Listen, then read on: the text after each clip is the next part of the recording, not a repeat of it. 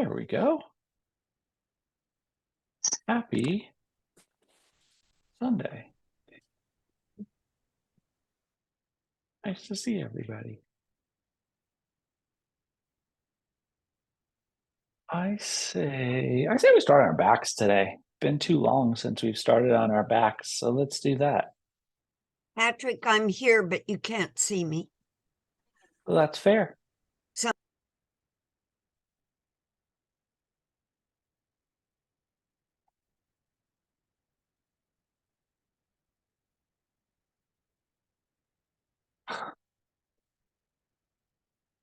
So just flat on your back with your just flat on your back. No need to worry about anything other than relaxing into this space.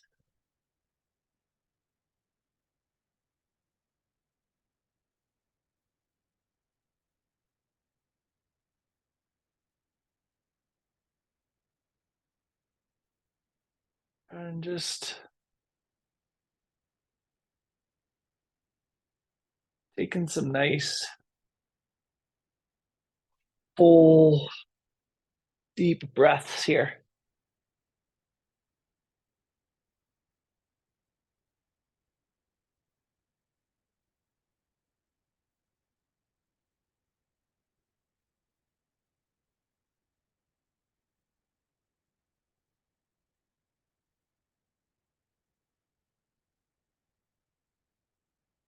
Letting your body just ease into the mat beneath you.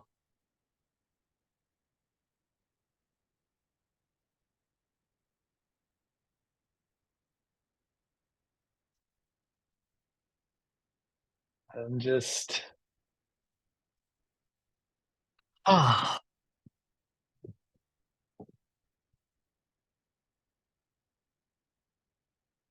let's set up that perimeter of awareness so that anything that comes into conscious thought that's outside of the perimeter of the mat, we just discard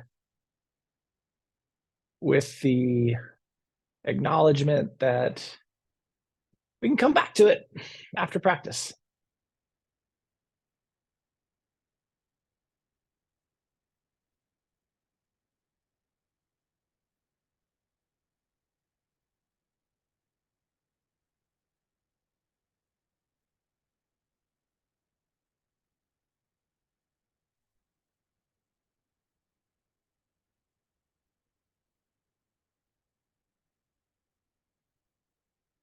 So for the next 90 seconds, let's just put the conscious energy on building that perimeter around the mat. And anytime something from outside the mat disrupts that perimeter, let's just let it go.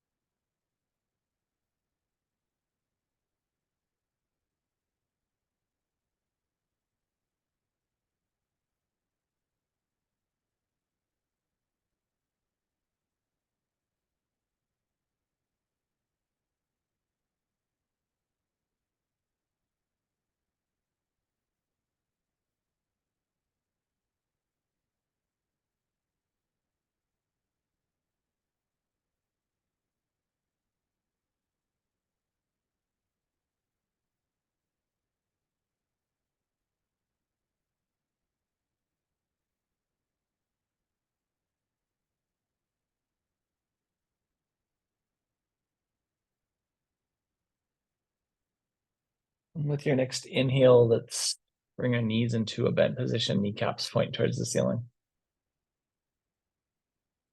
And just let the knees rock a little side to side.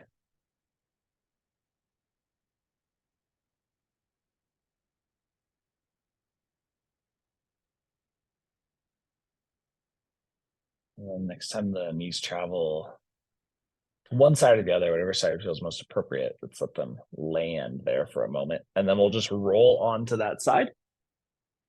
Pause here for enough time to kind of feel grounded, and then let's press our way up into seat. And from seat, let's find something that feels supportive. So if you like props, feel free to use them. And then whichever leg ended up closer to your body, just note that. And let's walk ourselves forward into a little fold. The leg that's closer to the body, slide that hand maybe 2 or 3 inches further than the leg that's in front. So the heel that's closest to your glutes, that side is going to extend out in front of you. That hand is going to extend out a little additionally, let's say. And then we'll walk ourselves back to seat and switch our leg position. And then walk forward into a fold. When you get into the fold position that feels comfortable for you, the heel side is going to extend out. So if your right heel is closest to you, your right hand extends out. If your left heel, your left hand extends out just a little bit further, just like 2-3 inches further.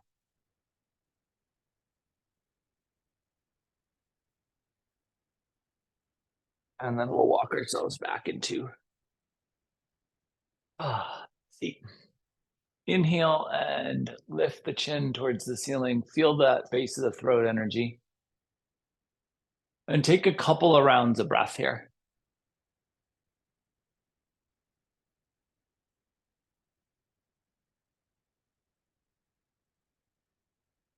And then the next time that you exhale, we're going to take this chin lift and we're going to drop it halfway. So just halfway between parallel with the floor and extended towards the ceiling. And we'll pause here with this little subtle lift to the chin. And then think about positioning your torso so that your spine really finds its stack and the head really feels weightless, and let the eyes close.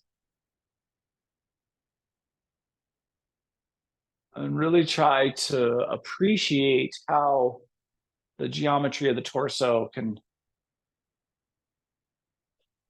find that perfect alignment.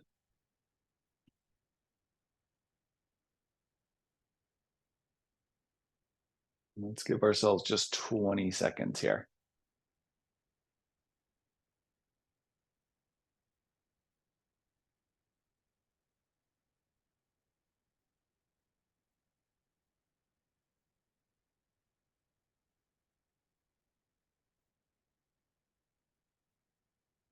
And we'll bring the head back to neutral. See if you can keep that lower half of the spine or lower 9/10 of the spine really aligned. And then think about keeping that as you transition to hands and knees tabletop. So really staying integrated along the spinal column. Flip the tops of the feet. Keep that core awareness, spinal integration as you sink back into child's pose.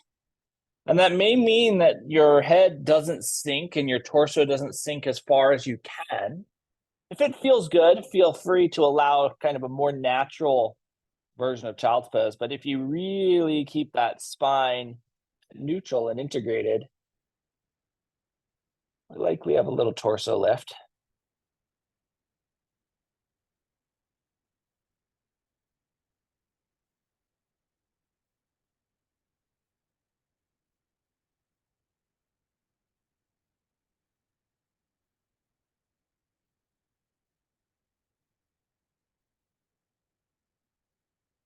And then we'll pull ourselves forward too.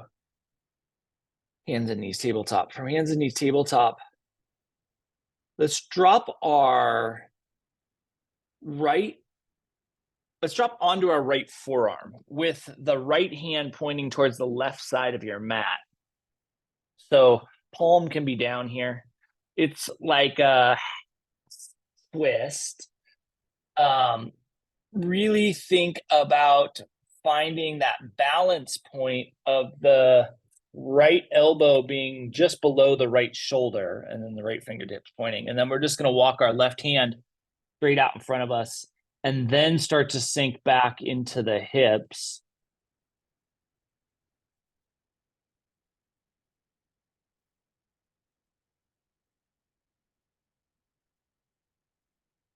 And then draw your left hand back to a more tabletop-esque alignment. And let's walk our right hand through for the more traditional thread the needle. Palm up here. And then think about how we are feeling in the right shoulder, right? I just always want this thread the needle to be beneficial and not pulling the humeral head out of the shoulder socket. So really think about integration right at that shoulder capsule as you rotate here. The weight of the torso, if we're not integrated, is what creates the separation. So really hug back into that shoulder capsule as you rotate.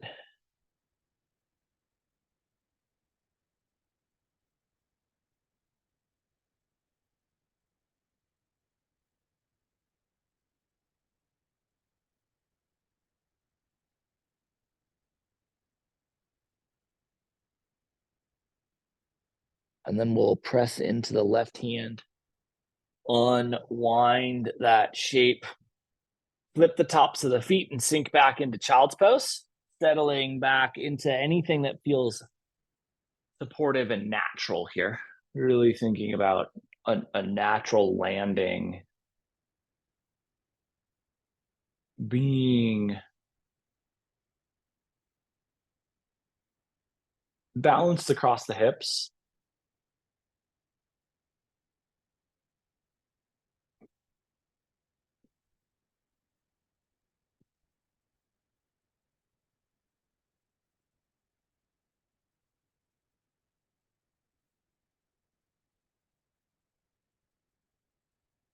And then we will pull ourselves forward to hands and knees tabletop. And come onto our left forearm with the left fingertips facing towards the right side of the mat. And then we'll start to extend that right hand out in front of us and sink back into the hips.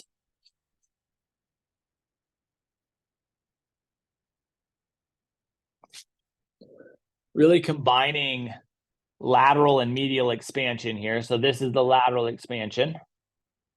And then we walk the right hand back and walk the left hand underneath for the twist.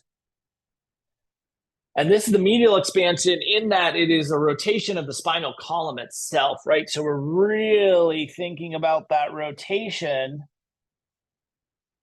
as we settle here. Because we've opened up those lateral lines, there's more room to rotate, assuming that the scaffolding itself, the structure itself, has the capacity to rotate for us. And we just think about that shoulder integration, that retraction of the humeral head, really being solid in our shoulder space, in our shoulder capsule.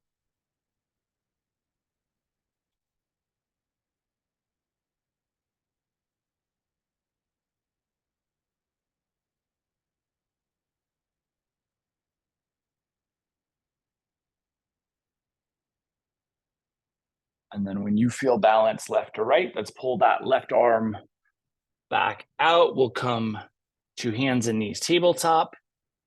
Sink the seat into child's pose. Land here, get comfy here. I think this will be the last time we make it to child's pose.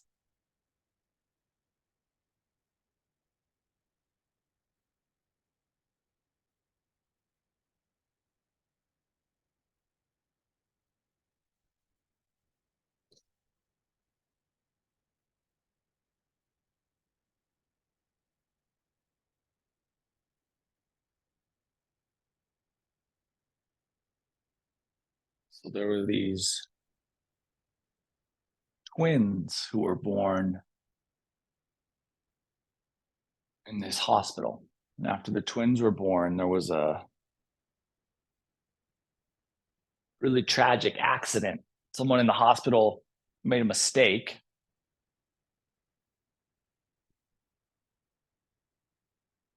And they sent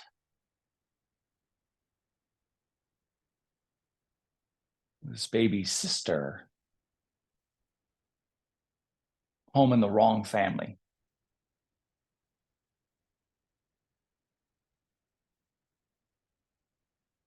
And so these twins were separated at birth. The brother going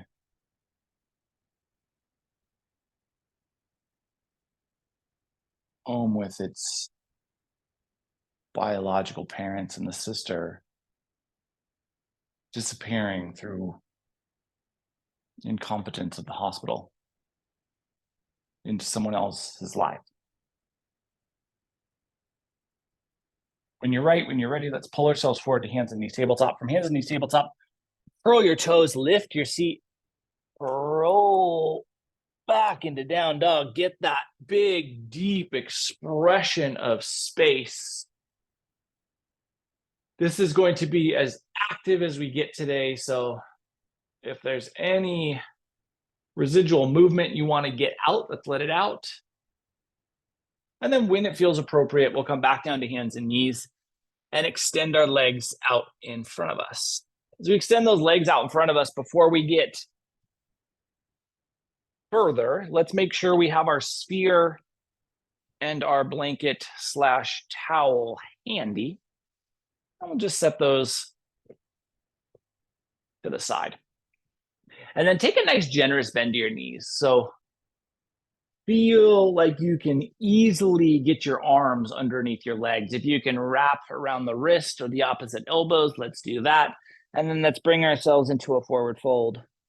And from that fold, let's just get comfortable with the sternum and the thighs connecting to one another.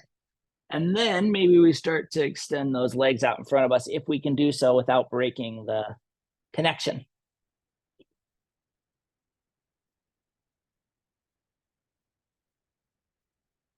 And we'll settle in here for some nice, easy breath.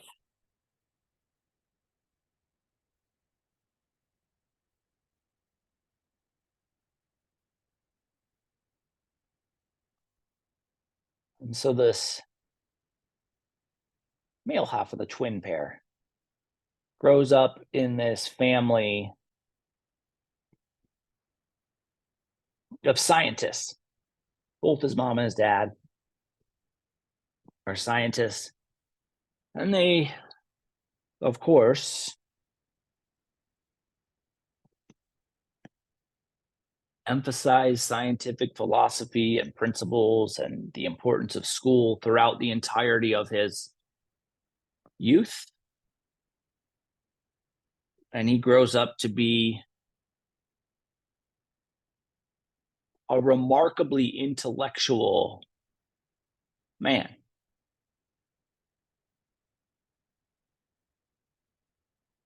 His sister, on the other hand, was not afforded the same youth.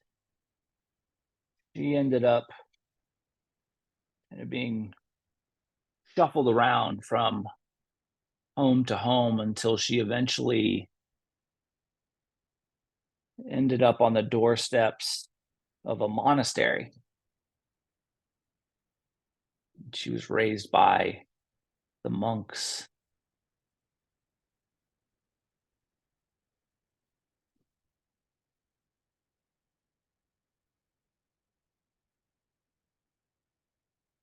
Last 40 seconds here.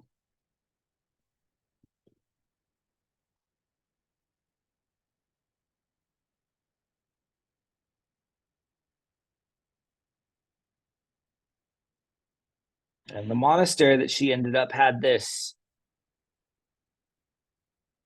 reputation for sending their graduates, quote unquote, kind of be spiritual leaders within the cities around them. And it just so happened, whether the monks knew it or not, it's certainly up for debate, but whether they knew it or not, we'll walk ourselves up into seat. And let's have our ball nice and handy next to us. Take our blanket / towel from a shelf fold and just fold that hot dog style. We're going to take that behind us across the mat, so not running the opposite direction of the spine, and then maybe 1 to 2 inches of space between our tailbone and the blanket itself, and then we'll just lay down across that mat. Knees, I'm going to suggest bent knees here. This is a flexion to extension transition, so this can feel pretty intense. If it feels too intense, just pull the blanket out, let your spine be flat. Really listen to your body on that.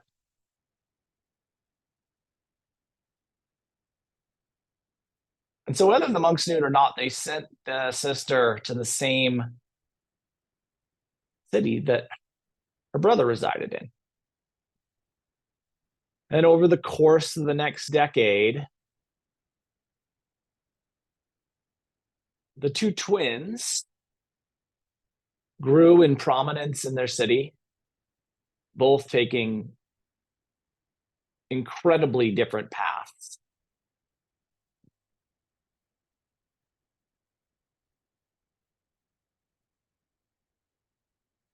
The young man kind of earning his academic prowess and gaining the trust of the community through his scientific process and principles.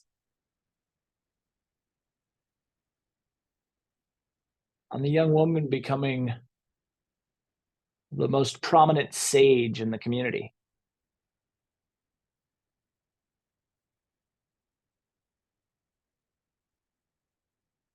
We'll give ourselves just about 50 more seconds here.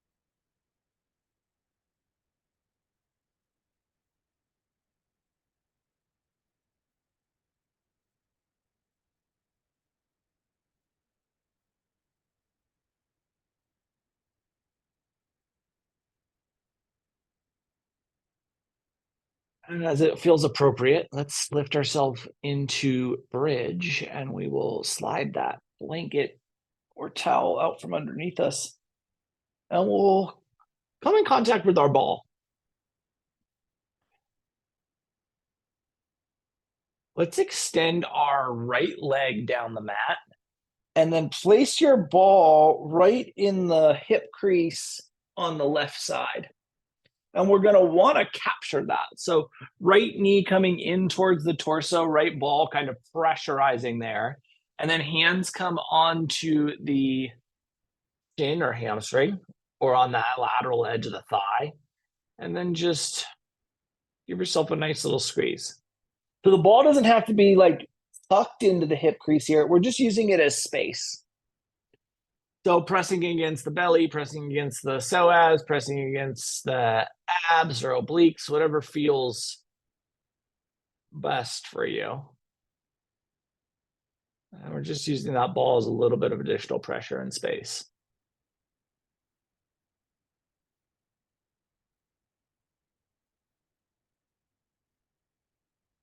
And then let's release the left leg and grab that ball and just feel that left leg in comparison to the right leg. Really let yourself come back to the equilibrium.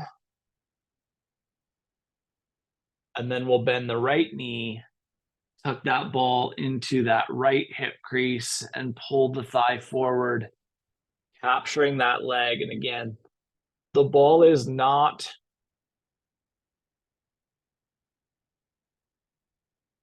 it's not trying to prevent any movement. It's just changing the geometry of the femur, really, right? All we're doing is we're giving a little bit of a block there so that we can get a little bit of a better femoral head adjustment.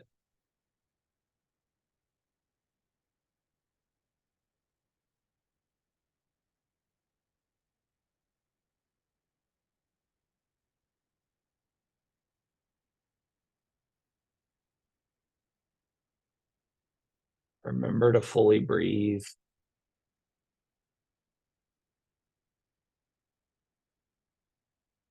And then when you feel balanced left to right, let's release that right leg so that it mirrors the left. Really feel that space you've created. You can set that ball to the side for now. Let's re-engage our blanket. From a shelf fold, we're going to go to a roll or a half roll, depending on what's best for your neck. And then we'll tuck that underneath the neck itself. And what I want you to think about as you're positioning the blanket is what positions your chin in that elevated position that we found our way into when we found the spine super neutral and the head super weightless. So if it's a full roll, great. But if the full roll is tucking your chin down like it is on mine right now, then we know that's too much. So we'd want to think about the best shape for the elevation.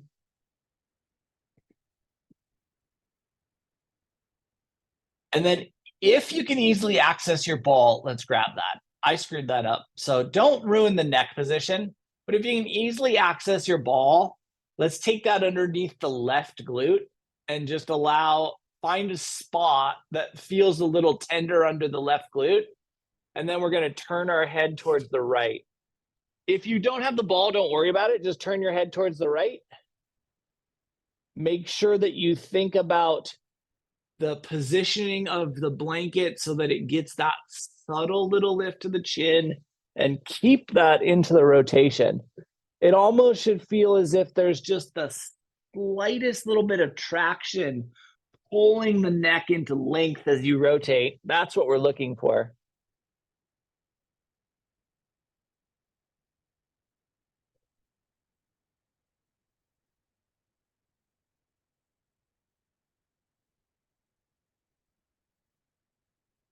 And then just check back in on the parameter of your mat, right? Have your thoughts distanced? Has anything outside of the parameter of your mat started to influence you? And if it has, just let it go.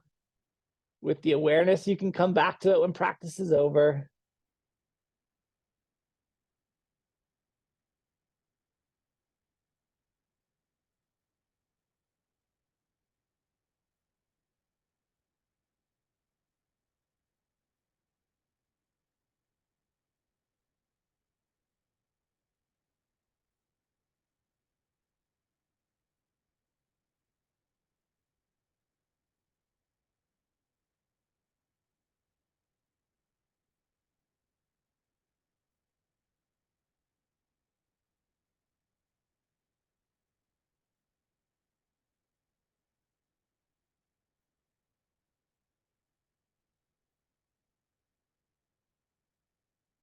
And we'll bring our chin back to neutral. If the ball is underneath us, let's remove that.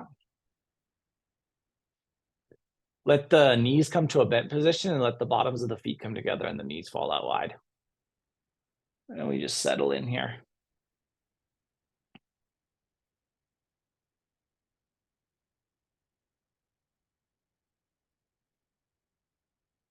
And so over the course of time,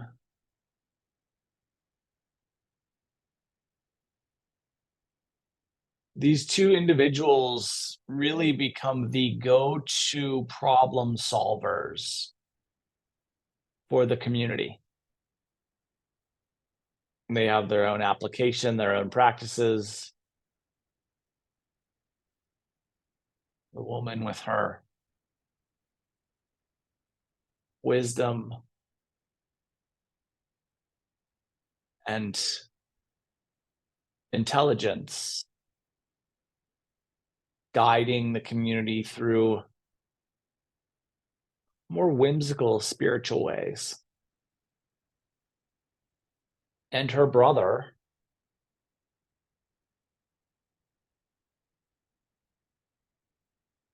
this super intellectual with vast volumes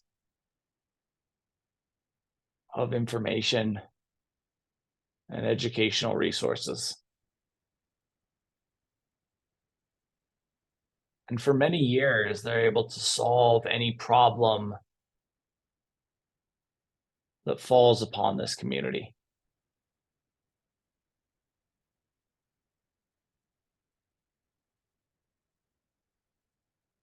Last 10 seconds here.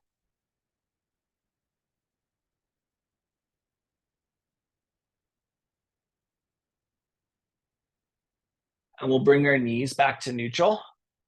If we do, it's decide if you want the legs extended, if you want the knees bent, however you were the first time, be ideal. If you are using the ball, we'll slide that underneath the right glute. Again, we're just looking for a spot that has a little bit of extra sensation. That could be pretty high in that glute med, or maybe down lower in the bigger musculature, the glute max. Totally depends on what feels right for you. And then just ensuring that you still have this space in the neck, that you have the right roll, that the density of the blanket hasn't changed, and change that spacing. And then we'll turn our gaze over towards the left. And again, we want just the subtlest sensation of lift in the neck. Almost like you're in a traction machine and you're just getting that subtle pull into length.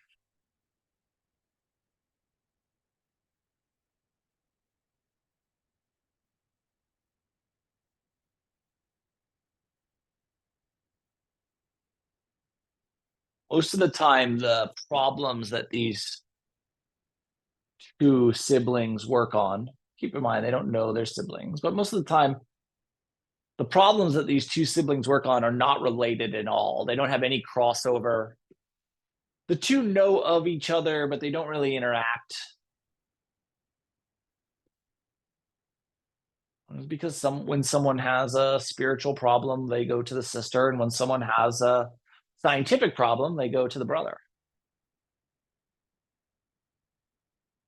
But one year there is a devastating problem that falls upon this community. The entirety of the crops planted are withering and dying. It doesn't matter the type of crop that's planted, the legumes, the grains, the vegetables, anything that is an annual crop is dying. And so, of course, everyone is running the brother for help.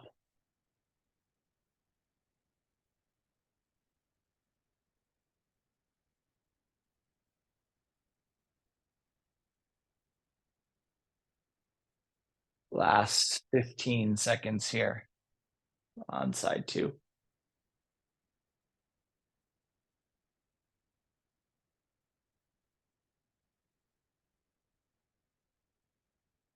And when it feels appropriate, we'll bring our head back to neutral. We'll remove that ball out from underneath us and bring the knees into a bent position. Bottoms of the feet are coming together. Knees are falling out one last time.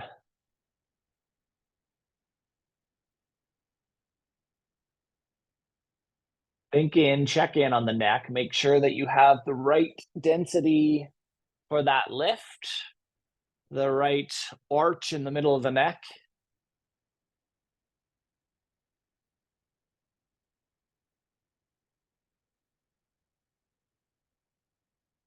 And so as more and more of these farmers come to this man, he's going out and he's doing soil tests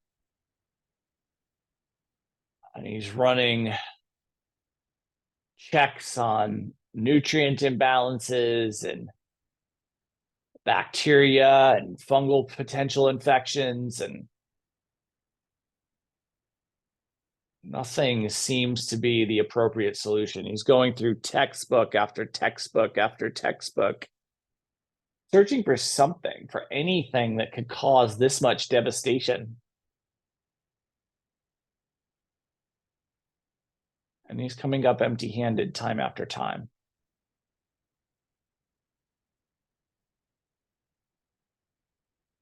When it feels appropriate, as it feels appropriate.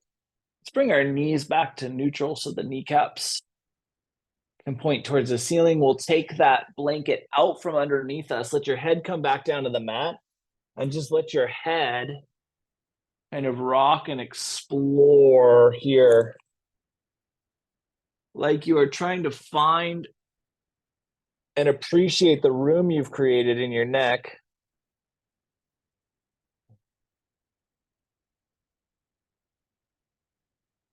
And really think about moving the neck to get every last bit of potential out of the space you've created. Eventually, let's let the head fall over. Let's let the head fall over to the right, and then let the knees fall over to the left for a little bit of a static twist. We do have a lot of room here, right? So we've worked rotation. We now have freed up a ton of this cervical spine space. You don't feel like your hips are landing in a spot where they're super receptive. Remember, you have that blanket. You can use that under the lateral edge of the thigh or in between the thighs to just make this shape a little more comfortable. Note that if it just feels like it's too much, you can bring your head back to neutral as well.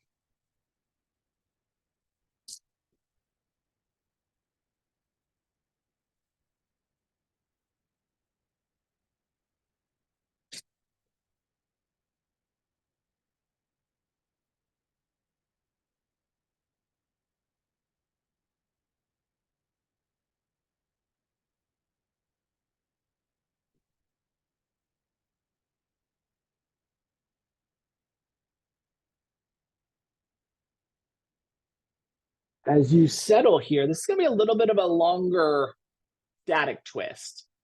Not necessarily longer than we normally do, but longer in frame to kind of other twists we've been in. Send your breath right to the bottom of the lungs so that you inflate at the bottom of the rib cage and into that thoracic joint. For most of us, that is the great limitator in our rotational capacity, or the great dysfunction section in the spinal column. And we just want to find that spot to breathe into.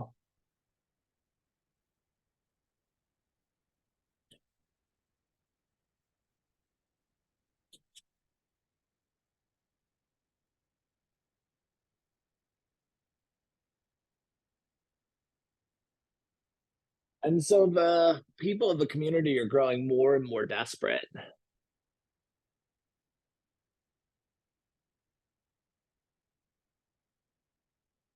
The lack of answers is causing more and more panic.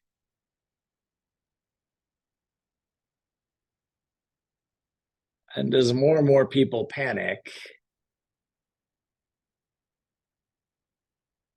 as more and more people find their way into despair,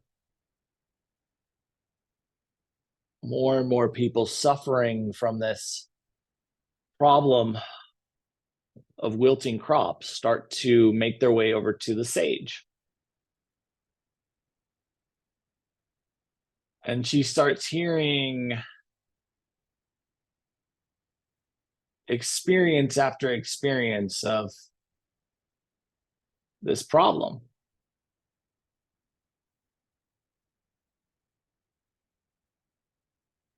And so,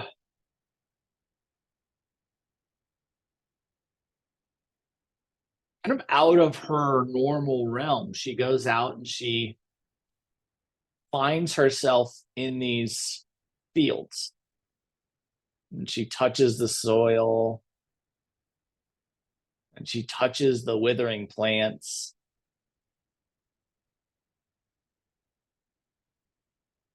and she doesn't say anything at all.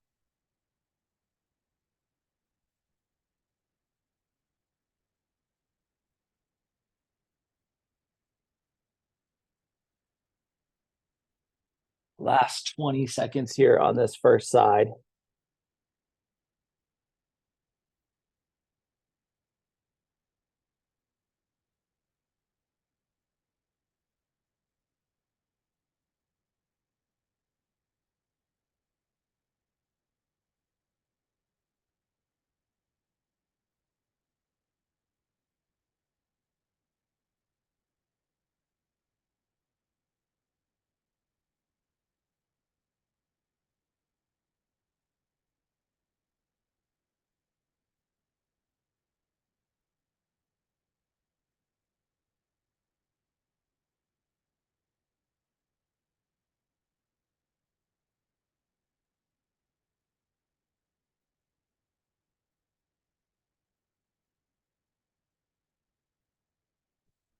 When you're right, when you're ready, knees come back to neutral. Maybe we find a little bridge here, something to reset. Maybe that is something other than a bridge, but really think about finding a nice reset for the hips. And then let your head fall over to the left and let the knees fall over to the right side too.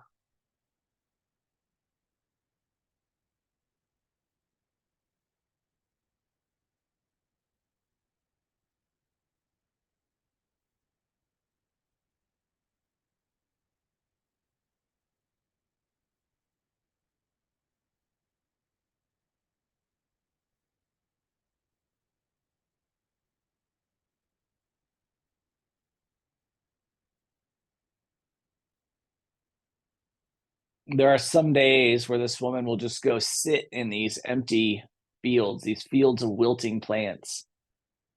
And she'll just sit there for hours, all the while her brother, this scientist, is kind of frantically running around tasting soil samples. And his staff is frantically scurrying around here. And they're just kind of looking at her with just kind of a befuddled amusement. She's not necessarily in the way, but she's certainly not helping the situation.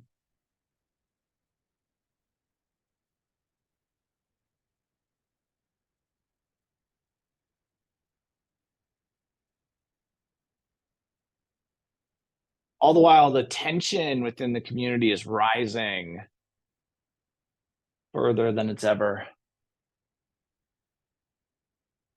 risen. The people in the community are feeling the impacts of that rising tension.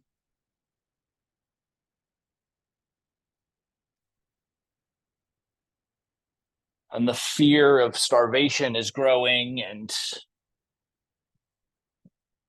almost certainly day by day, almost hour by hour, things are looking more and more dire.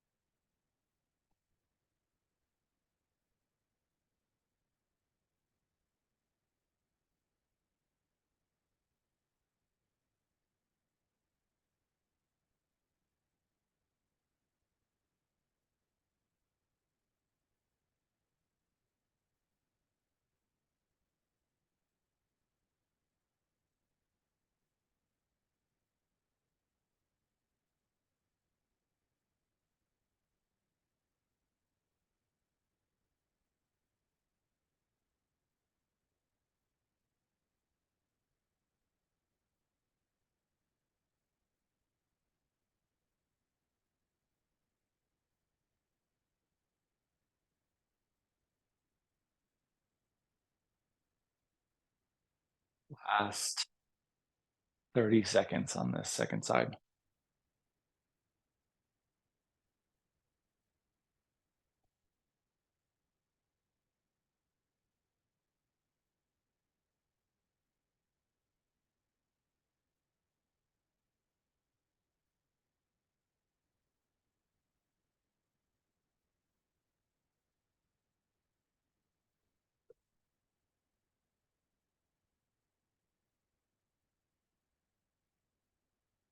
And when it feels right, as it feels right, knees come back to neutral. Maybe we give ourselves a little bridge here, something to reset, to find balance, to reintegrate.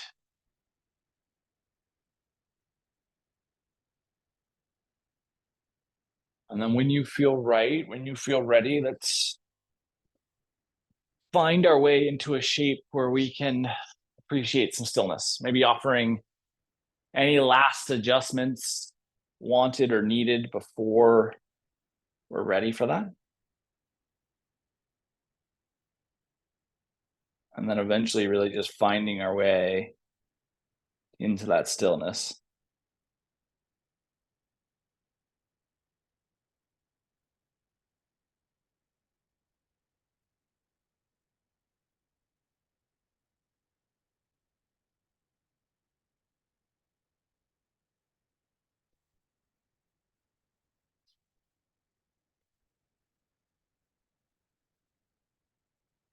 And just when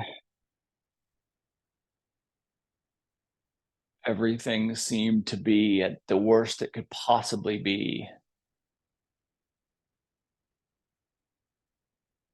this sage, this woman, calls the entirety of the community together, saying she has a solution.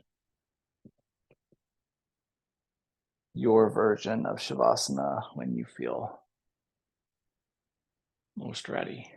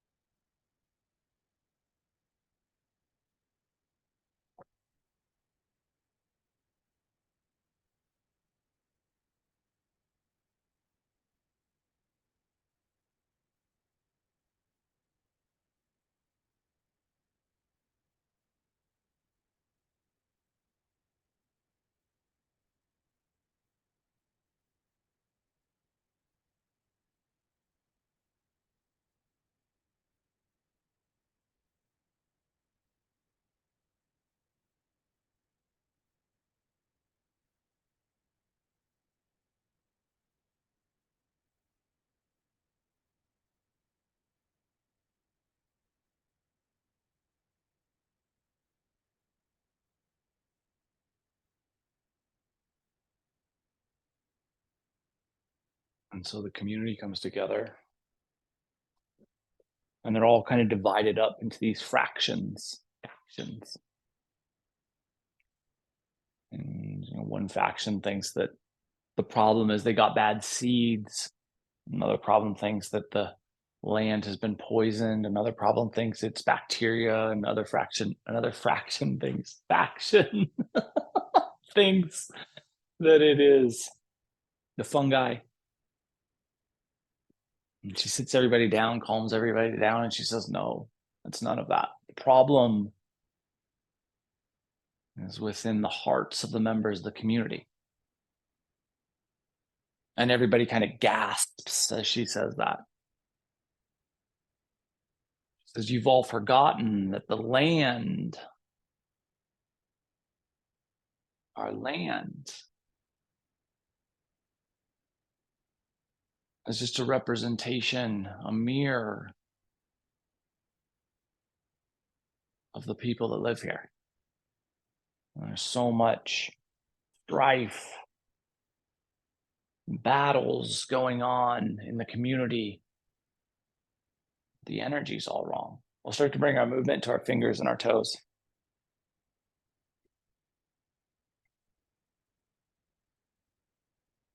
And sure enough, as the community kind of recognizes that they've had all of these differences and they start to cooperate,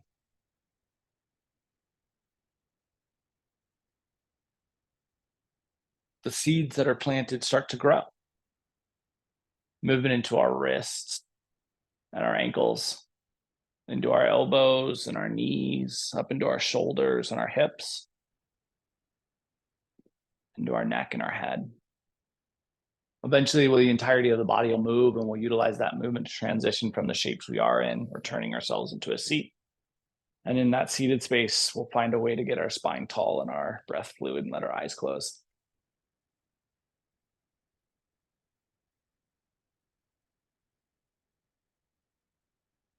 And so everyone's just kind of amazed that the solution came from something no one was really looking at. Something that they went to out of desperation to feel better within and not some scientific response. And with our next inhale, we'll bring our hands together, heart center. And over the course of the next 7 days, can you remind yourself that intellect, this thing that we prize so much, is truly only a collection of experiences and memories. And intelligence, a true understanding of the integration of time, energy, and being, might be something worth looking into. Thank you so much for being a part of this morning's practice and for being you. Namaste.